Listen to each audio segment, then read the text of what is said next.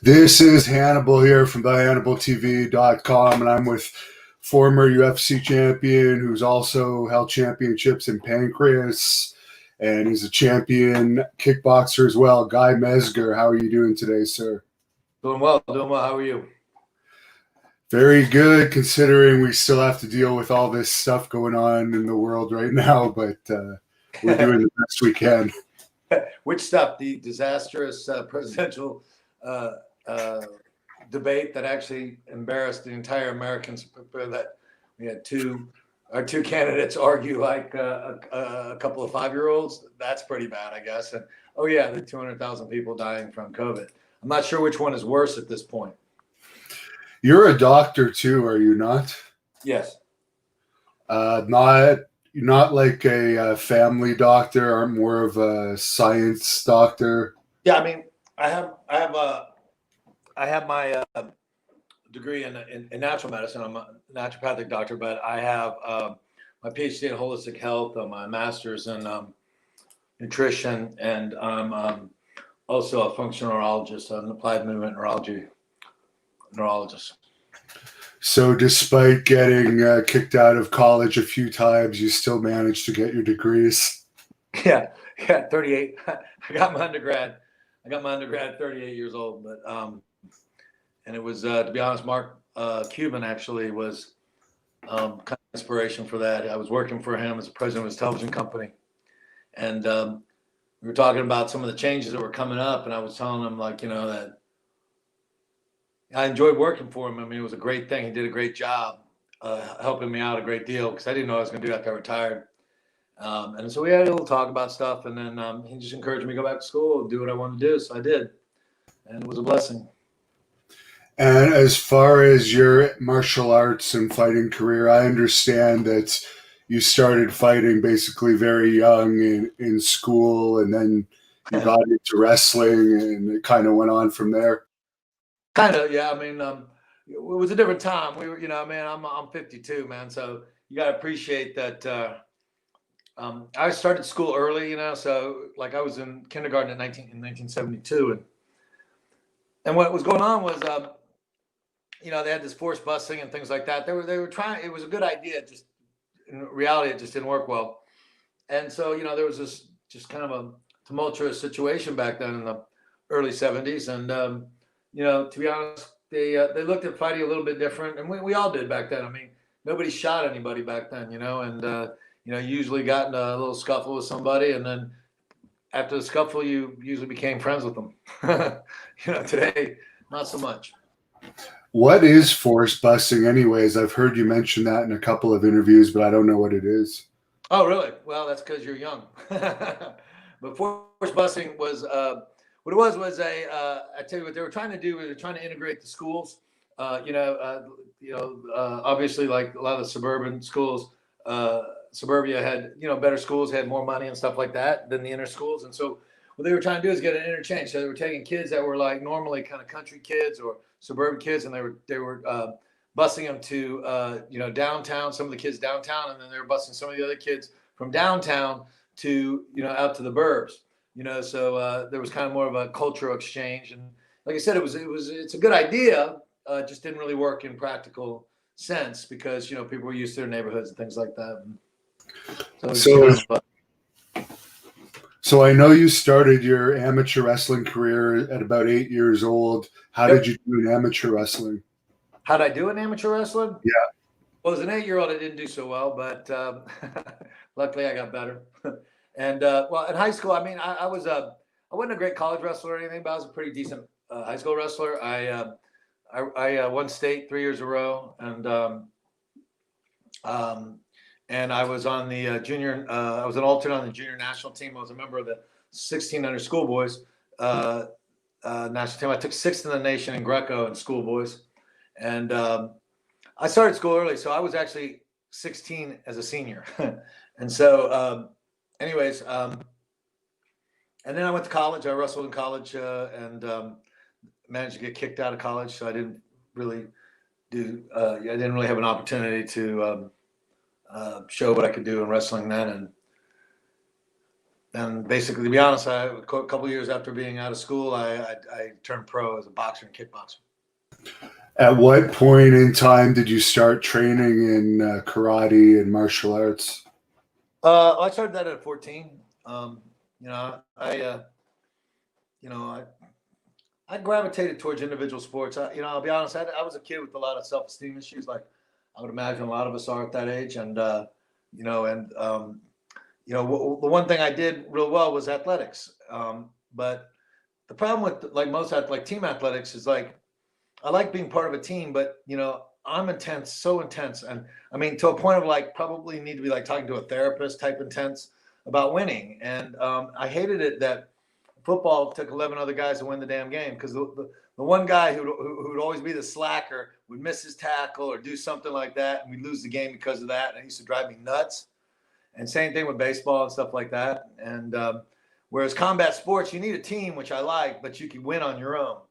And I like that. So I kind of gravitated towards that. And I just basically focused on wrestling my sophomore year in high school on because even though I was a good football player and a pretty decent baseball player, my my shoulders weren't holding up good for baseball. I couldn't really pitch anymore. And I wasn't a big guy, again, because I started school early.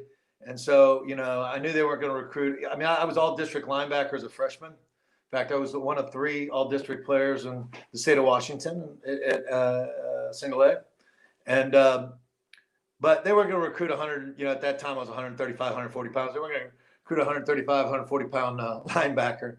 But I was, a real good wrestler. So that's where I kind of stayed. What was the professional kickboxing scene like when you got into kickboxing?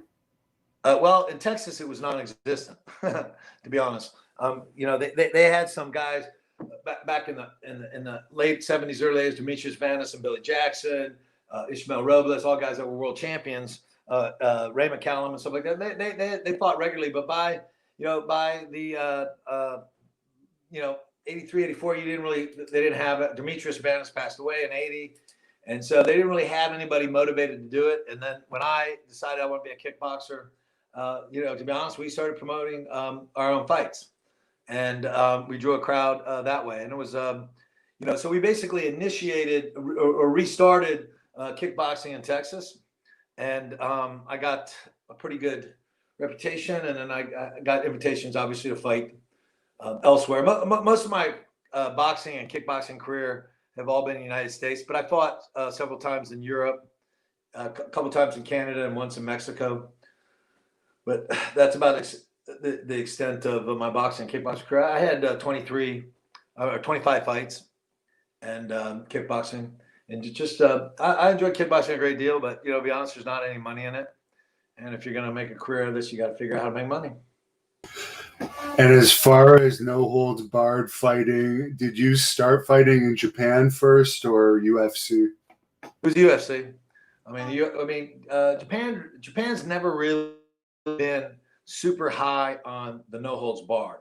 They, the fascination with it. Obviously, UFC captured everyone's imagination over there, but they tend to like rules and a certain amount of civility to the game. Versus the UFC's original thought process wasn't really athlete against athlete. It was more style against style. Who'd win between a boxer and a wrestler? Who'd win between a wrestler and a jiu-jitsu guy?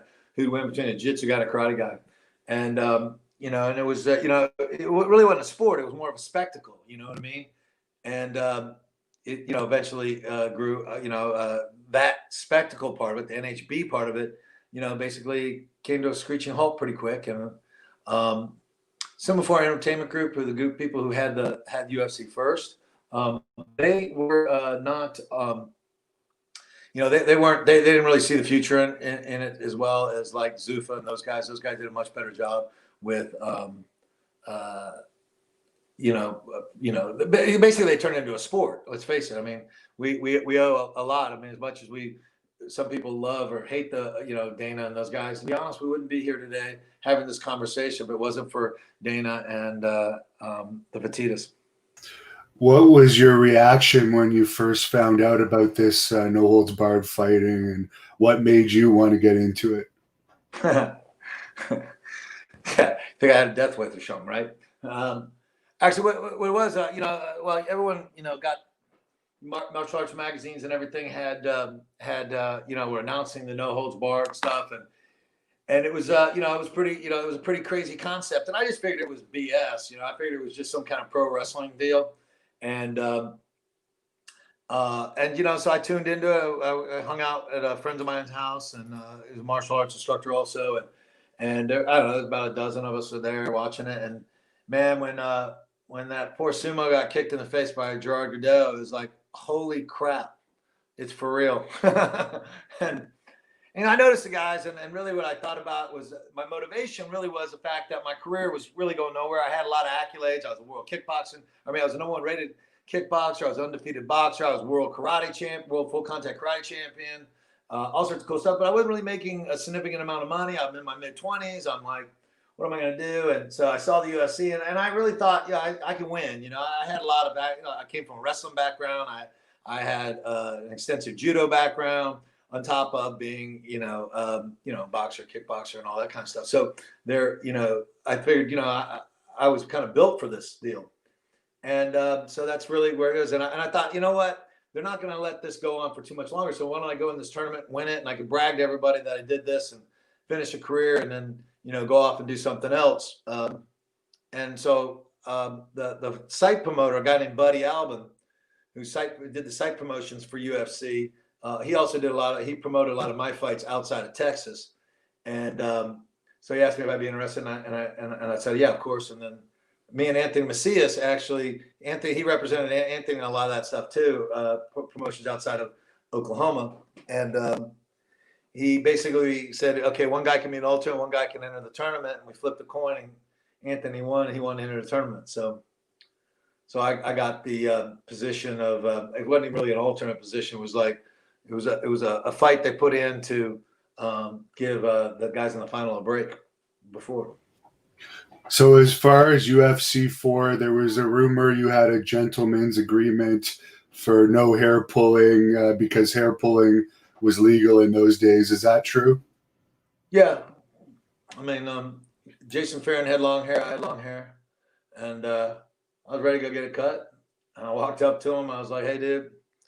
So we can go get our hair cut here, or we can just have a gentleman's agreement. We don't pull hair and don't act like a bunch of, let's not make this a chick fight. Let's make this a fight.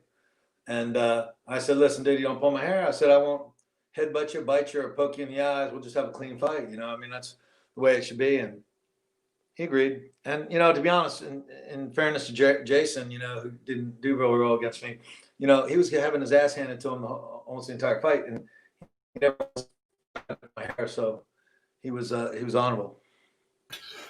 What was it like showing up for that? Were you nervous at all because you still new? Yeah, I didn't sleep good. The moment I agreed to do that, I didn't sleep good for like the longest time. And, it was one of those things where, I just was like, I had a ton of fights. I don't know how some of these guys did, man. I had like, I don't know, 60 something fights before I stepped in there, and a ton of amateur fights before I stepped in there. And I was nervous. And in fact, I remember everyone bragging about, they were doing their interviews, and I can't wait to get in there to do this. I can't wait to do that. And I'm like, when they interviewed me, I was like, am I the only one who's scared here? Because I haven't slept good since I agreed to do this. And it was kind of funny too, because the people at FC that were really nice, I thought I was maybe a little too nice for this. And this one lady, Kathy, I can't remember, I think it was Kathy Davis was her name. She was running the show at the time. She comes to me, guy, you don't have to do this. You don't have to do this. You're really not. And I started laughing. I was like, listen, this nice guy act stops the moment I step into the ring. Don't worry about it. I can handle myself. And, then I had to fight. So. And then you returned at UFC 5. Any memories of that one? Yeah, I was supposed to be in the tournament, but Oleg was, Oleg Tatarov was living with me, and he had some issues with his visa. And so I agreed to let him take my place, and I was in an alternate position again. And I fought a guy, John Dowdy, his name, tough guy, but really didn't have any business being in there against me. In fact, I had the same agreement with him, but he was bald. So he did try to grab my hair, and I headbutted him, broke his nose. Felt kind of bad about that, but.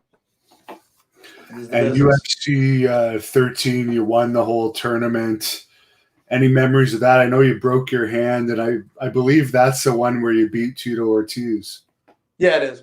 Yeah, it was interesting. You know, I I wore gloves too. You know, it was the first time I wore gloves in the UFC, and it was interesting because I broke my hand on Christoph Lininger's head, and he was it was interesting. It was the first time I ever broke my hand, and ever. And like I said, I had 43 bare knuckle full contact karate fights, and you know all the karate training and all that kind of stuff, and tons of boxing, kickboxing fight. Never injured myself. And then I have a few bare knuckle fights, not a problem. Then I hit Christoph Lininger a little too many times in the forehead and broke my hand.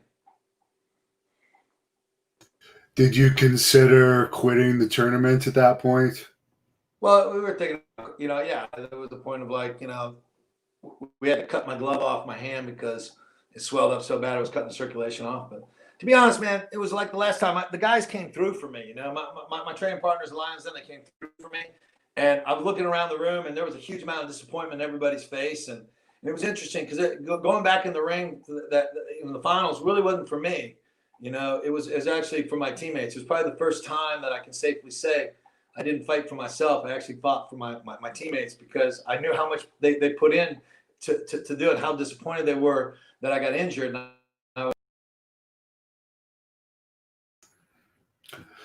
Oh, it looks like we temporarily lost Guy. Hopefully he'll be back. This happens sometimes in the live streams. And I see all of you guys have your questions here. I will get into the questions towards the end of this interview when I'm done. But we'll hope we can get them back. That's the problem with the live stream. Sometimes we lose connection. I highly suggest you people check out the interview I did with Chemo yesterday, which ended up being nearly 2 hours, part 1 and part 2.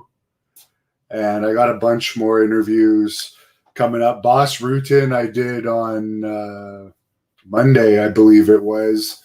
That was a great interview.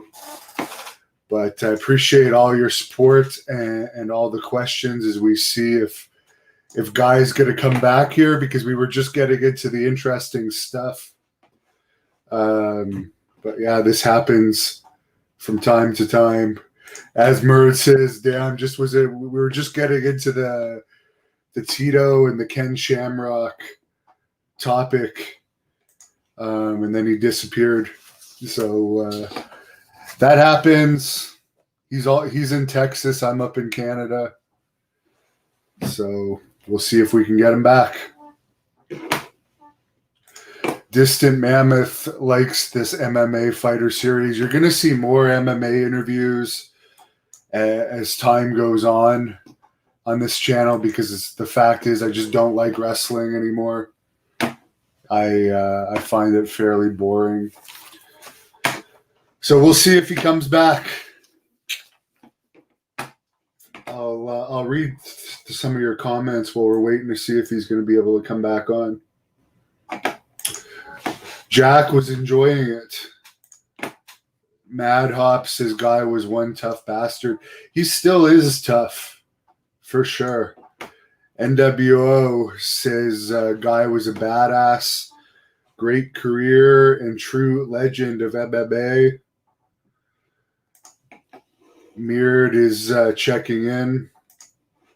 And Smart Killer wanted to know about the Lion's Den. I was right about to ask about the Lion's Den. It's unfortunate that this happened. I hope we can get him back on. Sean says Guy was the king of Pancreas. He was. He's a great fighter. I was happy to have him on. Let's hope we can get him back. Sean Wood thinks Guy should have a medal just for putting up with Ken Shamrock in the Lion's Den. Well, not a lot of people could put up with Ken Shamrock, by the way. Just drinking my protein shake here, waiting for him to come back. Well, that sucks, guys. I'm really sorry about this. OG says Guy is an old main OG of the UFC. Yep. Jack mentioned that his feud with his war with Wanderlei Silva was really good. I was going to ask him about the pro wrestling smart killer, but we might be out of luck for today. I might. Oh, here he's back. Hey, man, I don't know what happened, but my thing went off. I apologize. It's okay. We were just talking about UFC 13 and your hand breaking and your fight with Tito on that card. Yeah. Anyways, like I said, I just went back in, fought. I figured, I had enough skills. I could work around a broken hand. It's like I worked around a broken foot in kickboxing for a year, so I figured, what the heck. And so, it was kind of an interesting deal for me. Like I said, it was kind of the first time I didn't fight for me as I did for my brothers that put out all the effort. So it just turned out well. Are you surprised that Tito went on to become the big star that he did? Could you see the potential in him when you were fighting him that night? Yeah. I mean, he was a tremendously strong athlete, and I'm not used to somebody being, that's, to be honest, I'm usually I don't look it, but I'm pretty damn strong. And I'm usually not accustomed to guys being that physically strong that I'm going against, and Tito was. And, and he was smart, he got, he got away from kind of the element that he was dealing with the Tank Abbott guys and got his own identity and got his own training. And, he did real well, And as far as your training at the Lion's Den with Ken Shamrock, there's lots of fans on here that want to know the details of how you started training with him and what your training was like there. Yeah. Okay. Well, I mean, most people probably, if they're interested in the tryout.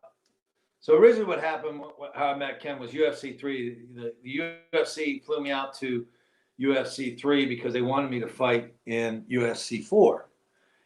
But I want to have a whole measure of what was going on. I don't like the idea of just kind of jumping in there. So I went to see the promotion. They flew me out there to see the promotion and see the event. It was crazy. It was like the Wild West, But that was back when Chemo almost beat Hoist, and there was literally almost a gang war between a bunch of angry Brazilian Gracie fans and Chemo's guys. And so I was like, this is pretty crazy. And in that craziness, I was having breakfast or lunch. I don't really remember which one. And Bob Shamrock was there with Frank. And I don't know, we struck up a conversation and basically said, hey, listen, I'm supposed to fight in this thing, but I've never fought with these kind of rules before or anything. And I was familiar with what Pancreas was and stuff. I said, I would love the opportunity to go out there and maybe work with you guys some. So we did. And then so I went out there, I don't know, 2 weeks before the event. And went and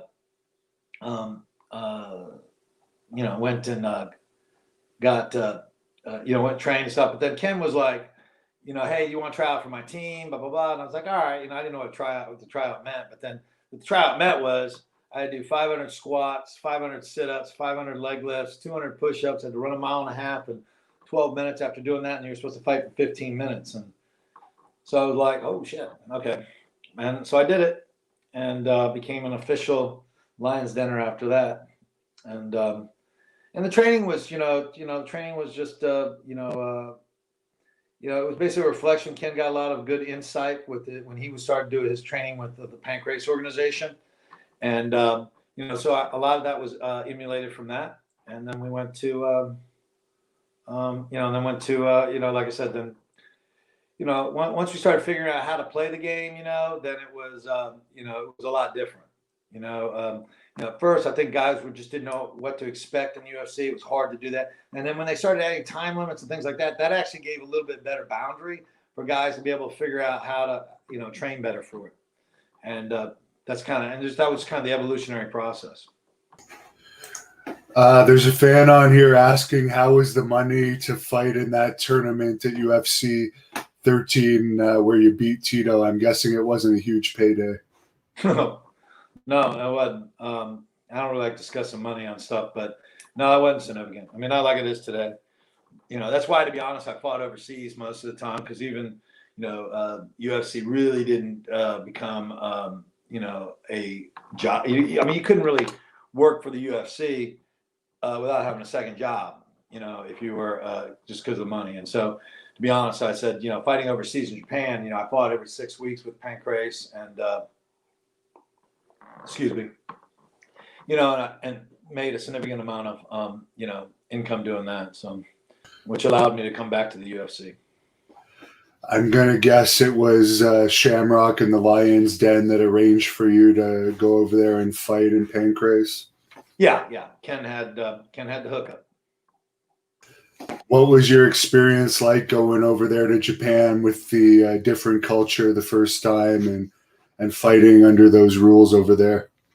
Well, I was excited, to be honest. I mean, I was a big, fan of kind of Japanese culture because of books I read. I read the biography of Yamamoto Musashi, which was literally was, it was like 1,800 pages about this man who's a famous swordsman and philosopher and everything in Japan. So I was always had a desire to go to Japan. In fact, that's one of the reasons why I kind of stuck with the fight business after UFC 4. I kind of figured, you know what, maybe I'm just going to go on and do something else. And then I said, then I was guaranteed the shot at UFC 5. So I'm going to do that. And then right after that, Pancreas came knocking. And I was like, oh, I want to go to Japan anyway. So I went over there, and then it just started a whole new career. But I enjoyed it. Pancreas was fun because Pancreas was considered the strong. They used to call us the king of the strong styles. And because pro wrestling over there is a little different, or it was, I don't know if it still is, it was different over there. Like the guys really knew how to wrestle. Now they may have done worked matches or something like that, but they could really wrestle and really fight. And Pancreas was the first time it was all shoots, which is a term for all real matches. And, it was a big deal over there. I mean, we were quite the celebrities in the 90s. Were you exposed to any of the Japanese mafia over there sponsoring you dinners or trips to massage parlors and stuff like we hear about? Nah, there's an old saying, you can't make a deal with the devil and get in heaven. So I do my best to kind of steer clear with that. As far as the groupies, what was better, the groupies over in kickboxing or MMA? Yeah, the pathetic part about it is that there's only a short amount of time that I didn't have a girlfriend, so I didn't really get to enjoy that aspect of celebrity life. But to be honest, I mean, the Japanese culture is a lot different. I mean, and the experience over there was a lot different than, let's say, the fan base here. So I mean, that's the best way to put it. What was the main differences between Pancreas and Pride when you switched over to Pride?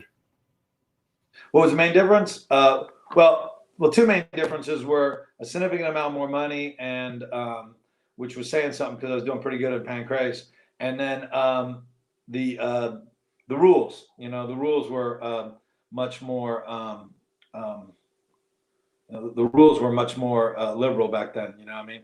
You could stomp a guy on the ground. The only thing you couldn't do, which is kind of weird, you couldn't elbow the guy. But anything else was basically okay. I mean, you couldn't eye gouge or bite, but you could stomp a guy on the ground. You could soccer kick his head in. And so the rules were a little bit more liberal than the Pancreas rules.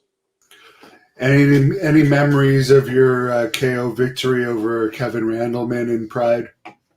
I never fought Candle. I never fought. Okay, that must have been a fan question. That's wrong. You did fight Chuck Liddell. I know that one didn't. I didn't turn out. But it just shows you how tough Chuck is. I knocked him down once and wobbled him twice, and he still had enough wherewithal to knock me out. So, he's a tough son of a gun. It was a good fight. Did you ever fight Boss Rutan over there? Yeah, I lost the Boss. I fought Boss in Pancreas. How was he to fight? Because obviously he was one of the toughest fighters of all time. Yeah, to be honest, I was winning the fight, the whole entire fight, right up to the point he got the heel hook on me.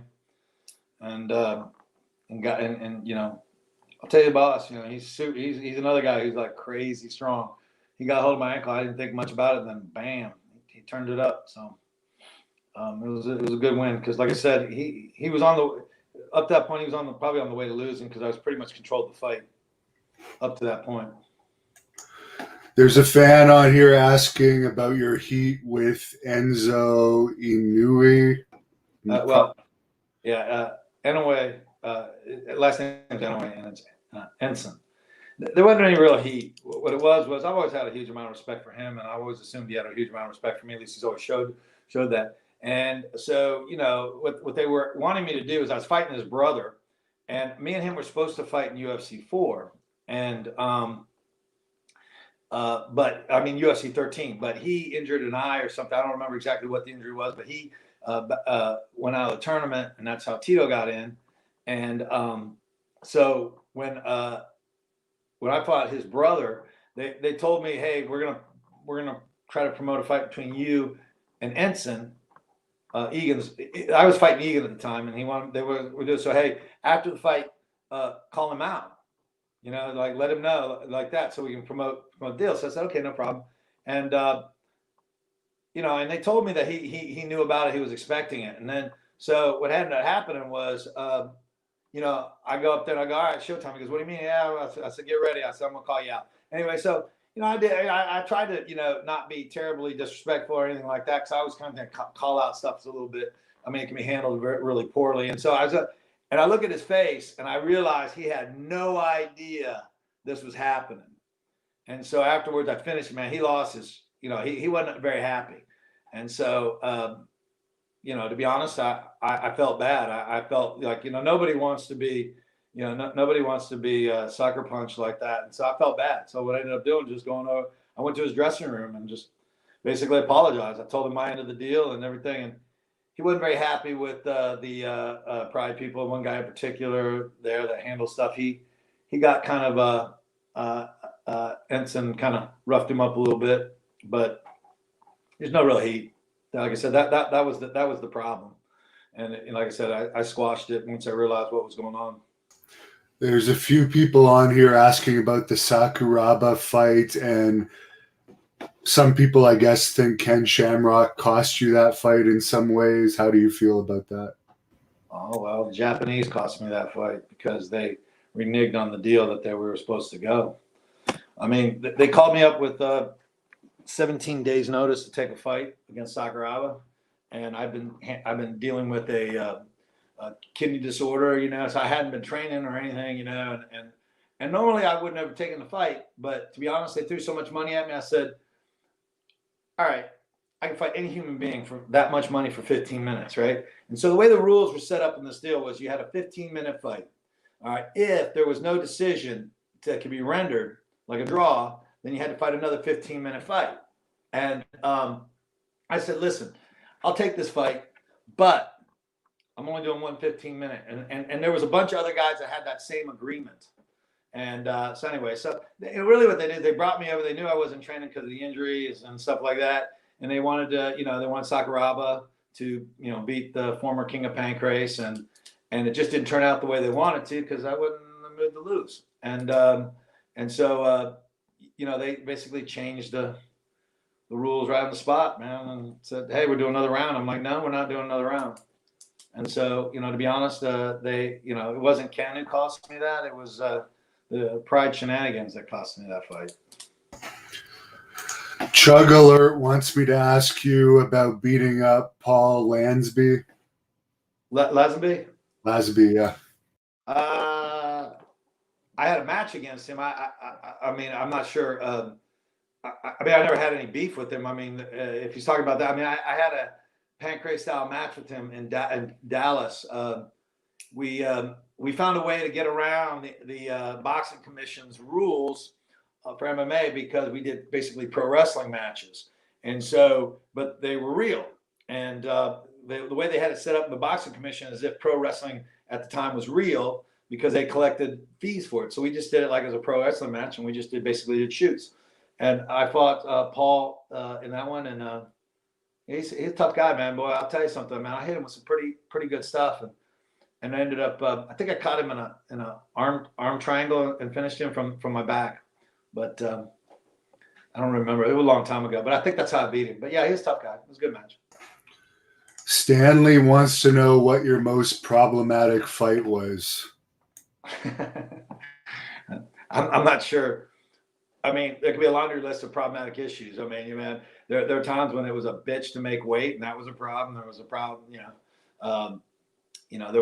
was. I'm not sure what it's at. I think what I'll do is I'll kind of run with that. I said probably the most technical thing, problem that I had, kind of frustrating one was well, I think two of them. One was my match with Liddell. Man, he just wouldn't go down.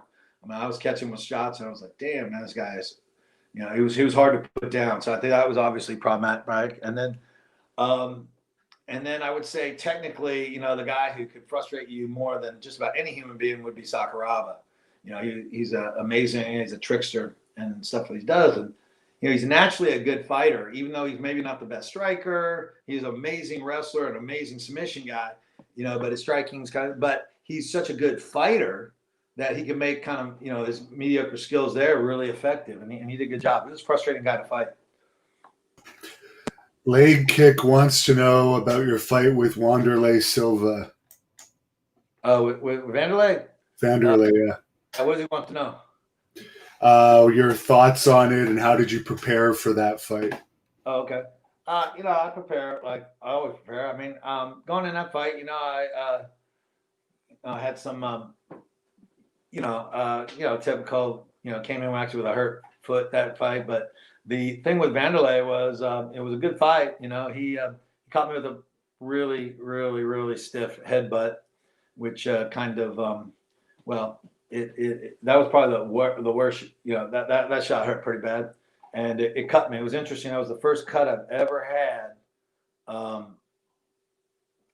in a fight. I've been cut in training, but never actually been cut in a bout, which is saying something. I've had 145 pro fights and God knows how many amateur fights, and that was the first time I ever got cut.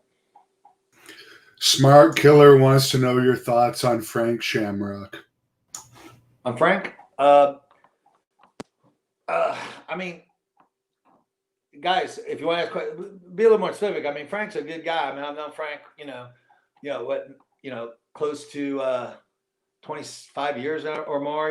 He's a phenomenal athlete. He's another one of those guys that just naturally is a great fighter. He wasn't really super technical when he started fighting, and then became really quite the technician, both in striking, and his ground game. He became very, very technical and very good. And like I said, you mix that with his natural ability to fight, and man, he was something in his day. There's no doubt about that. And Frank is the consummate trickster. He was always the prankster in the Lion's Den, and it was always funny as long as it wasn't directed at you. It was always funny that way. Became a little less funny when you were the subject of his practical jokes.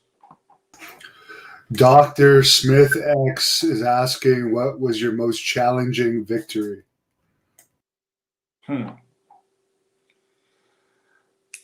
Well, that's a good one. I don't know. I mean, I had a boxing fight one time, and it's not MMA, but I had a boxing fight. Actually, it was my second to last boxing fight. And I fought a guy who was he was ranked 28th in the world, and he was good. He was beating the shit out of me, and he was great defense and stuff like this. And I literally looked like the Pumpkin Man. My head was so swollen from I never took so many shots.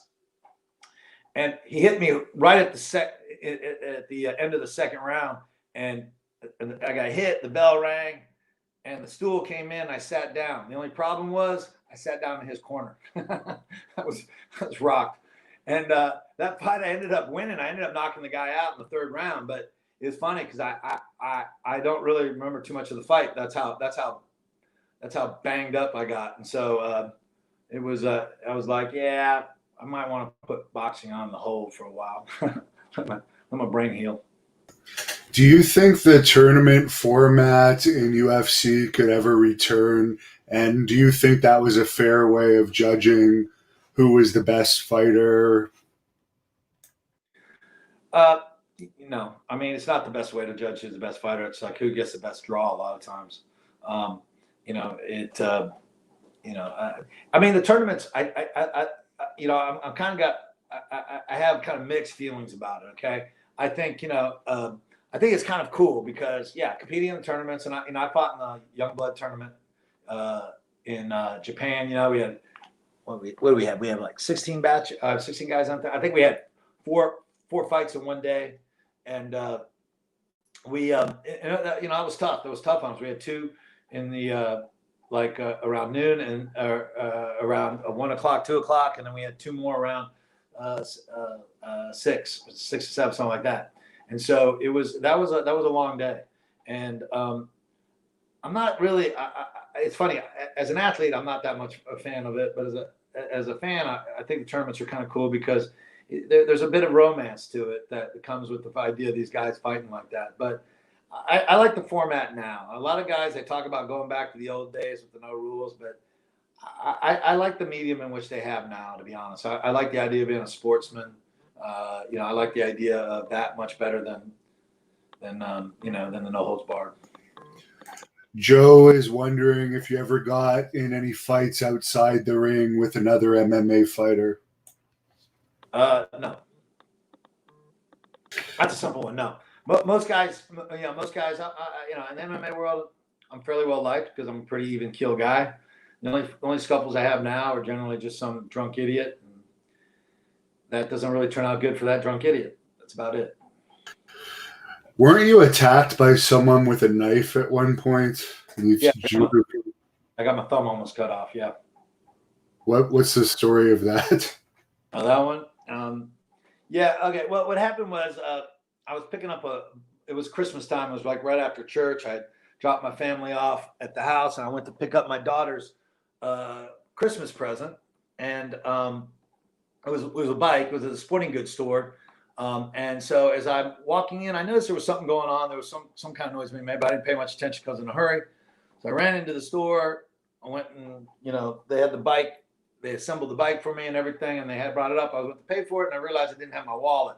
So I was like, oh, crap, because I had this bad habit of putting my wallet on my lap, and when I get out of the truck, it'd fall. And literally, I would find my wallet on the ground by my truck. So I'm freaking out. I'm thinking, oh, my gosh, I hope I didn't do that. So I ran back to the truck, and when I ran back to the truck, I'd actually left my wallet there, but then I looked over and I saw all of a sudden I heard like 3 loud F-bombs go, like loud F-bombs. I look up and I see this woman go flying back against this car and falls down. This guy's kind of looming over, and there's these people standing over there, but they're not doing anything.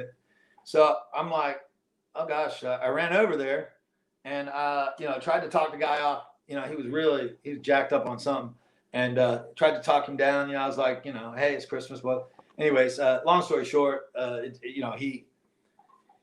he started swinging on me, and he was a punk, and I dropped him on his head. To be honest, what he did, he bit me and pissed me off. So he hit him with a head and arm throw. And at the time, I was still active as an athlete fighting, and so I was about probably 215, 220 at the time, which is 20 pounds heavier than I am right now. And this guy's probably $150. So when I threw him, dude, he went flying, and when he hit the ground, I thought I killed him. I mean, literally, he went completely limp. And the problem was that I had this jackass filming the whole thing, not helping anything, but filming it. And so I'm like, oh, man, normally I'd have just got up and walked off. But now, I got this guy filming me. So I'm also, obviously, as a doctor and stuff, paramedic trained. I was paramedic trained before that, EMT trained. So I'm, basically bringing this guy back around because I'm being filmed.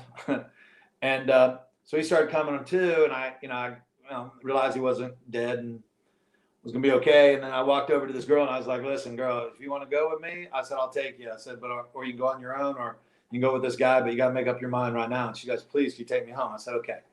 So she got up. He was on his feet jumping around at me, and I didn't realize he had pulled out the knife at that point. He threw a kind of a wide-angle punch at me, and I blocked it and hit him and knocked it, and I smashed his face, actually. He impaled himself on my face. He hit so hard, it shattered his face. I mean, it broke his cheekbone, his orbital socket, and his nose with one shot. Basically, he threw himself on my fist. But I literally hit him, so I thought I broke my hand. The noise was so loud, I said, I must have broke my hand. It didn't hurt yet, but I broke my hand. And he went down, and when he went down, the knife fell out of his hand, and I was like, oh man, I could have been cut. And I looked down at my left hand where I blocked the shot, and I didn't even feel it, but he sliced right through my thumb. And so I had to have surgery on that, but I had one surgery repairing my hand. He had 4 surgeries trying to fix his face and his arm because I broke his arm pretty bad. So I'm not sure if that makes me the winner or not, but well, I'm glad you survived it, because whenever you're dealing with a knife, like, it's always dangerous. oh yeah, I mean, you're gonna get cut. I mean, I actually train in arnis, which is a form of Filipino stick and knife fighting. I mean, I haven't trained in a long time, but I'm a black belt in that, and I was like, the one thing you reside the fact when you do that, if you're going to play with knives, you're going to get cut. I just didn't, to be honest, I didn't see it. It could have been a lot worse, which I'm grateful. I think God was looking out for me. There's a fan on here that says he once saw you on a dating show. How did that happen? I was never on a dating show. What he's probably referring to is one of the more embarrassing things that I got talked into doing. Fox did a show called America's Most Eligible Bachelor, and they only did one show, and it was basically like a beauty contest for men. You know what I mean? It was really cheesy. But a girlfriend of mine was like, she's like, you should do this. You could win it. You know, they wouldn't have, you know, they're not gonna have someone as unique as you out there, you know, doing this. And anyway, so she actually did all the stuff. She sent in all the stuff, and I didn't think anything of it. I didn't think, you know, they would pick me, but they ended up picking me for the contest. And then, so I won. And then, so I went to the contest, and I ended up being, I ended up winning the Texas. For lack of better terms, I was like Mr. Texas. And then we went to this big contest that they showed on Fox, and I didn't win it, but I had a feeling that I would, because I think they were a little nervous about the guy who fought professionally for a living being, you know, kind of their spokesman for this show. But it was fun. It was interesting because I actually made friends with 2 of the guys on the show that I'm still friends with today. And this was like, hell, man, this was 20 years ago, maybe. So kind of cool.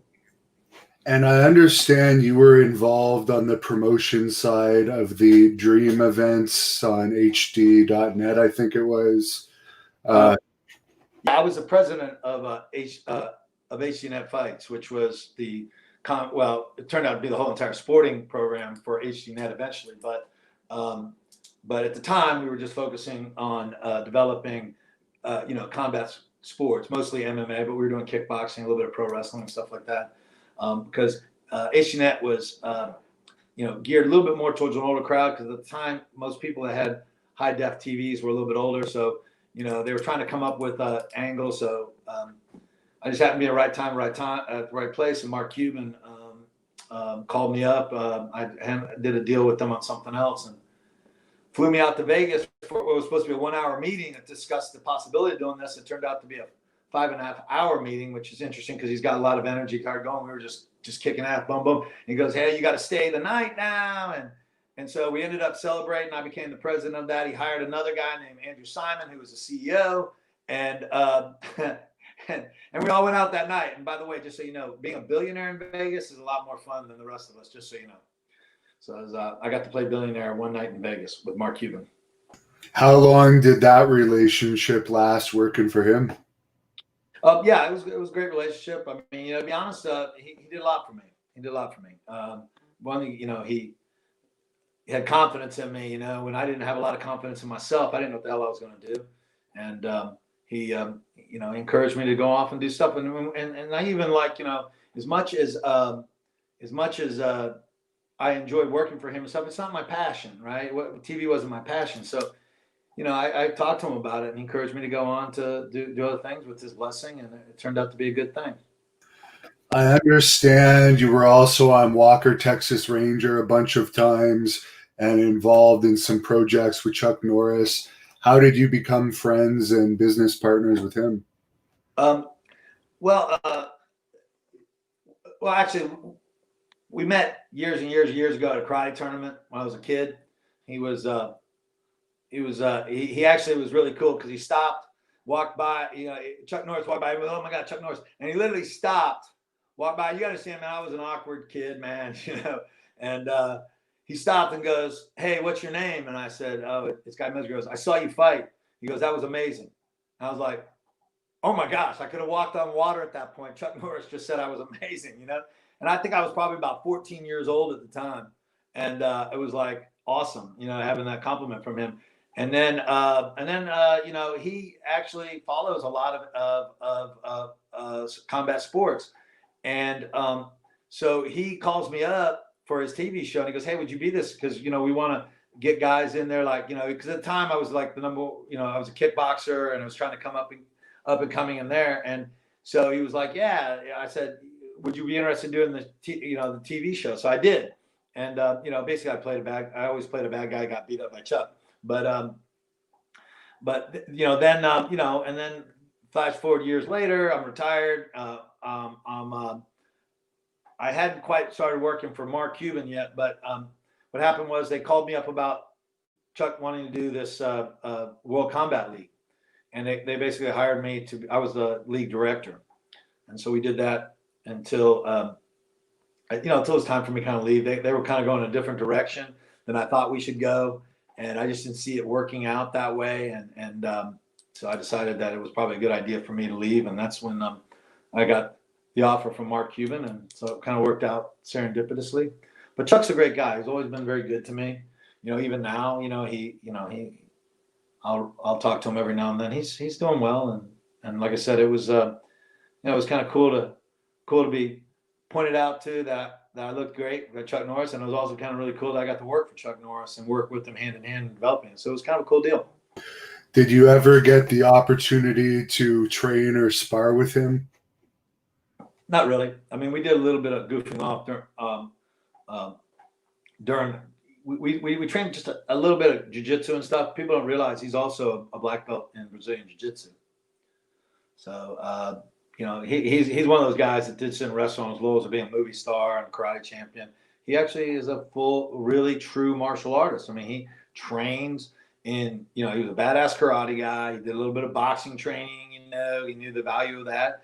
And obviously some kickboxing training. But then he's a big fan of the Machados and was got a black belt under the Machados, which I find extremely cool, because he could have easily rest on his laurels of being a movie star. I think he was 6-time world karate champion, but no, he goes out there and gets in there and gets dirty and gets his black belt in Brazilian Jiu-Jitsu. It's cool. I understand you came up with the whole bully beatdown show. Was that under Mark Cuban? No, that was a separate deal. It was interesting how that came about. What happened was I was a technical advisor on a TV show, and there was this camera guy who apparently did not like me, and so he expressed his dislike to me. It didn't turn out real good for him, and the producers of the show they were like freaking out. They're like, "Dude, this happened to you all the time?" I was like, "No, it actually doesn't ever happen to me. I'm not sure what this guy's problem is." And anyway, so they were like, "We could do a show around this," and so I was like, "Yeah, we could," because I was talking about some of the things that happened to me when I was a younger guy. And so that's how we originally did it. It was a little bit different when we started. Originally, it was called American Badass, and it was a little different. It was kind of more on the fact that we had guys who thought they could fight pro fighters, and then so when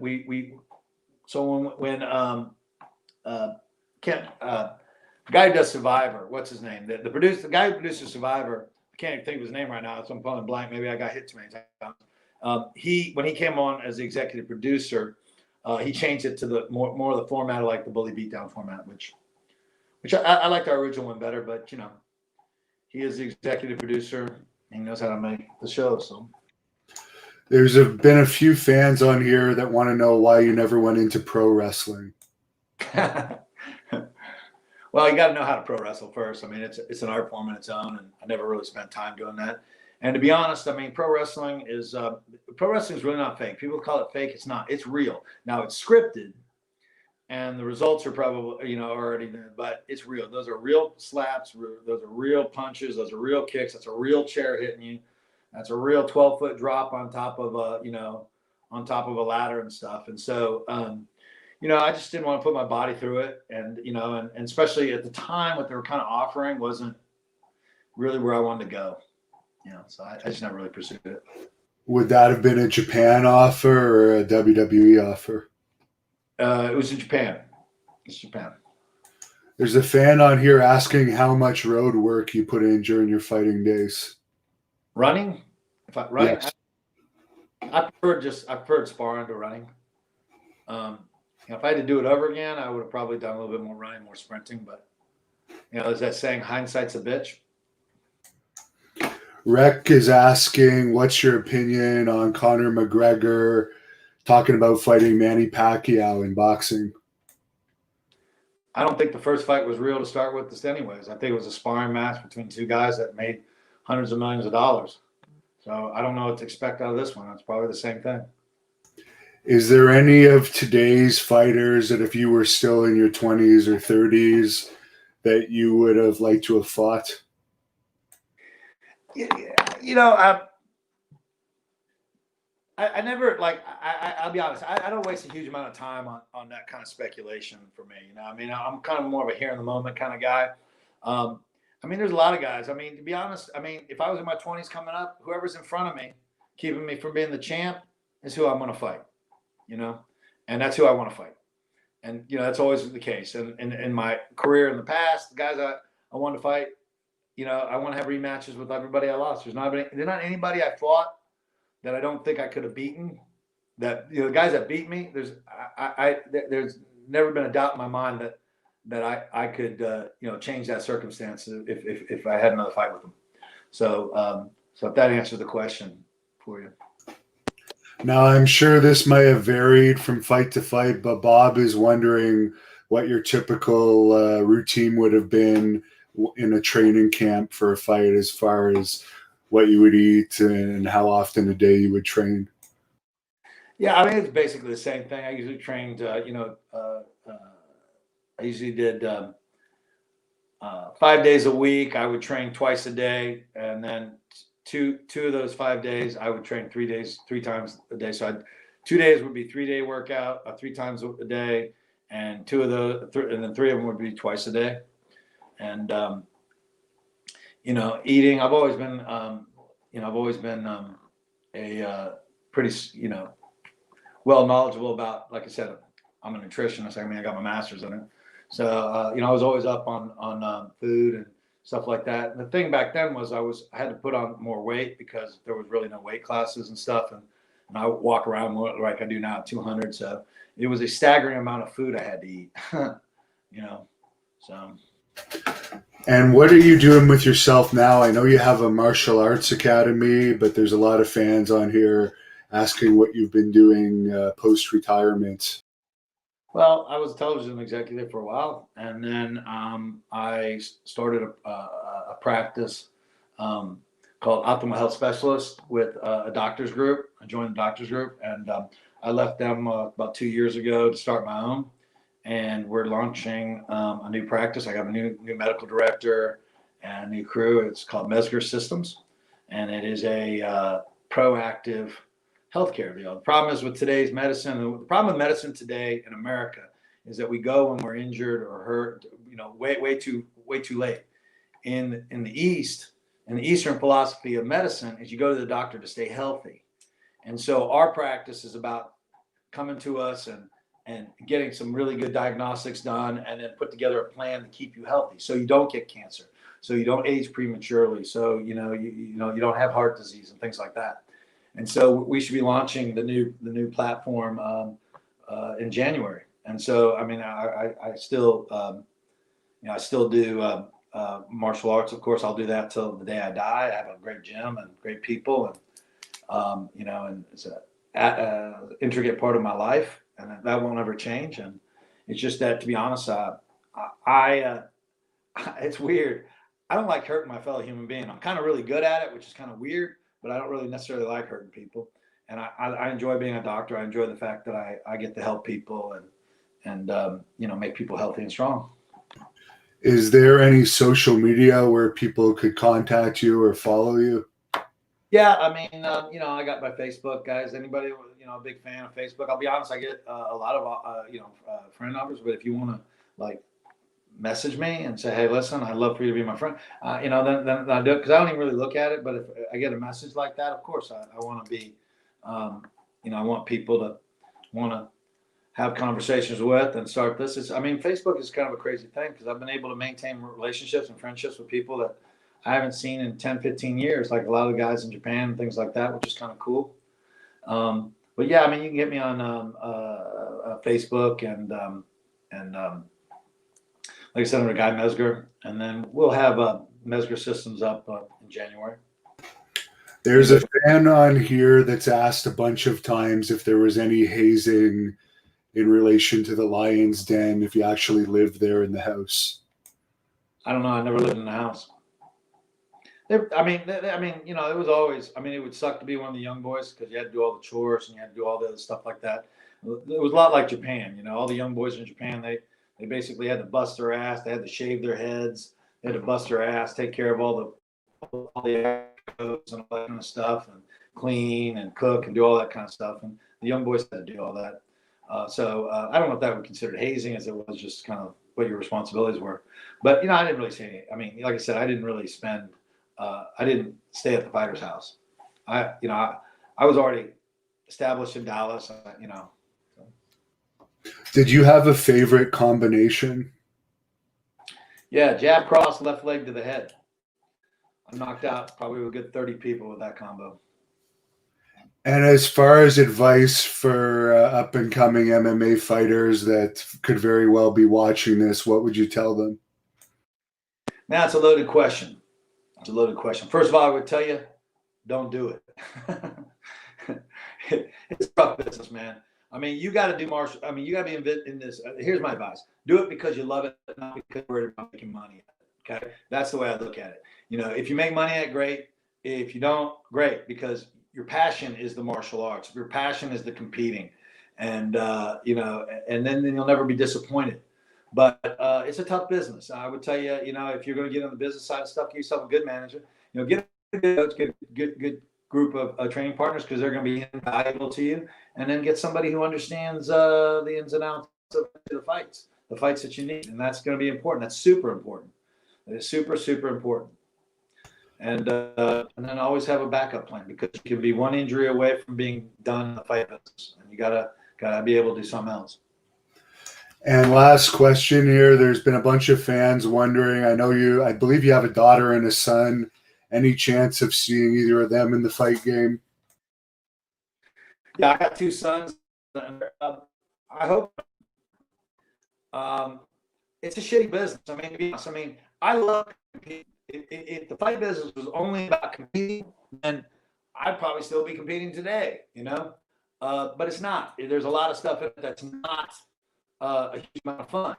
And the business side of it isn't. I mean, they wear you out. I mean, they really do. And, so I don't necessarily want that for my kids. If my son, my daughter, she actually has the personality of a fighter, but she's probably going to be a social justice warrior. She's going to be that lawyer who sues the shit out of people for, civil rights issues. She's one of those like that. She's like my son, I have a 30-year-old son.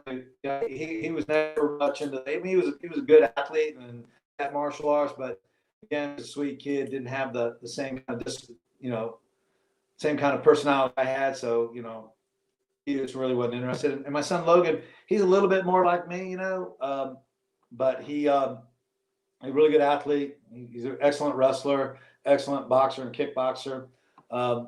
And I just, it's like I said, it's just a tough business. If he wants to do it, of course, I'll support him. But, it's just a tough business to do stuff. And you don't necessarily want that for your kids. I don't put them through these expensive private schools and encourage them to get these scholarships because I'd rather see him be a doctor or something like that. I mean, maybe you do both. I mean, I don't know. I mean, so. And he also has a lot to live up to when you have a father that's a former UFC champion. That can be a lot of pressure on a kid. Yeah. The one thing that you always want you want your kids to have their own identity. You know, and it's important to me that my kid doesn't, my sons particularly don't live like that. Like they don't live in my shadow, and they don't, because they're amazing human beings in their own right. And they do amazing things, you know, that are completely different than what I would do. And, you know, so it's always been important to me that they, you know, that they set their, you know, they set themselves up outside of my shadow. And it's been, you know, and they've done a good job on it, you know.